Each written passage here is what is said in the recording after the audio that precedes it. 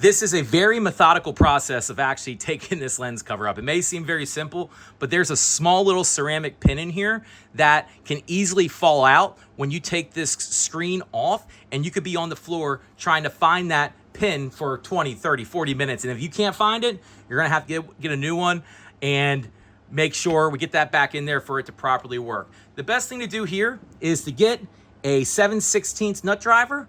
All right, you always wanna swing this up. If you leave this basically parallel, backed up against the backboard, you know, when you take this screen off, everything's gonna fall out.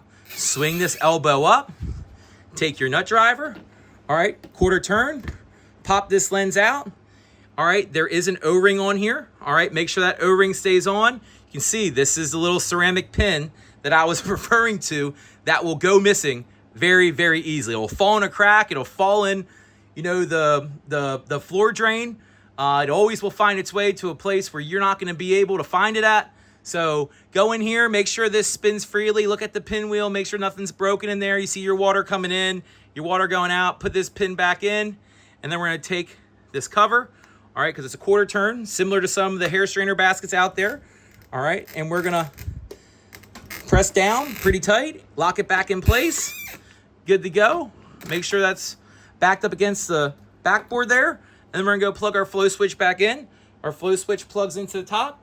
The groove is always on the bottom, and we lock it in, and we're good to go. So that's how you would go about figuring out what's wrong with this flow meter. Why is it not spinning? Is there debris in there? Is it water flow related? And again, whenever you take this cover off, that's worst case scenario, we have to take this cover off.